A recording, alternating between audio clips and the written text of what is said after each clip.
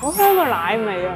個果仁好脆，食落去係非常煙韌，好豐富、好特別嘅一個口感。食牛軋糖唔黐牙真係好緊要，特別是對於我哋呢啲靚小姐姐啦，如果食咗粒糖之後黐住隻牙咧，就好尷尬啦。咁大家都有食過牛軋糖啦，牛軋糖係平時嘅當零食啦，或是係我哋過年嘅時候都係好好嘅小糖果。今日咧，我同大家分享咧奶香濃郁微甜又唔黐牙嘅一個牛軋糖啦。一共係需要5種原材料嘅，具體嘅份量咧已經同大家列晒出嚟啦，大家就可以截圖收藏。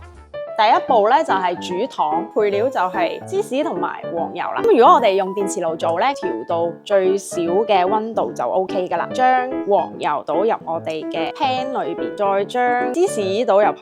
咁點解我哋會特別加芝士咧？食起身啦，佢奶香味會更加濃郁，佢軟得嚟亦都唔會黐牙。可以用呢個刮刮啦，去將佢壓磨。我哋壓落去嘅芝士嘅時候咧，其實佢係比較軟嘅，就 OK 噶啦，就可以落我哋嘅棉花糖一齊煮啦。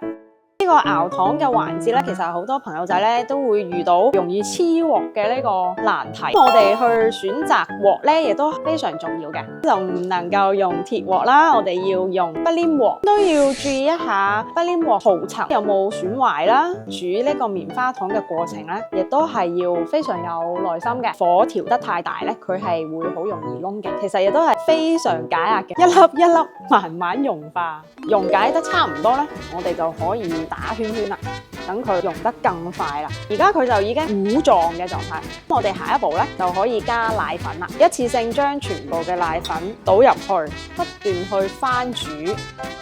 大家可能睇咗我都比較輕鬆，但係而家就係已經用緊9牛2虎之力，煮到佢見唔到奶粉嘅呢種粉末，就可以落果仁㗎。做完巴塔膜之後咧，臂力訓練咧又是加倍啦。去食牛軋糖嘅時候，嗰種豐富嘅口感啦，既煙韌又可以食到脆卜卜，就係咁樣出嚟㗎。自己喺屋企做咧，都可以加唔同嘅果仁、蔓越莓乾、提子乾都係 OK 嘅，可以熄火啦。最後一步咧，我哋就要將煮好嘅牛軋糖放喺個長方形嘅模具裏邊，然之後將佢壓均勻塑形。就前後左右壓開，成咗形之後咧，牛軋糖咧佢都係比較軟嘅狀態，所以咧我哋仲係需要放大概4個鐘左右啦，就係冷卻落嚟。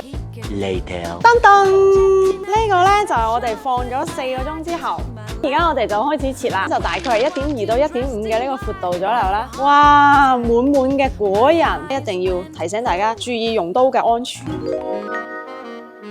試下先，好煙韌啊！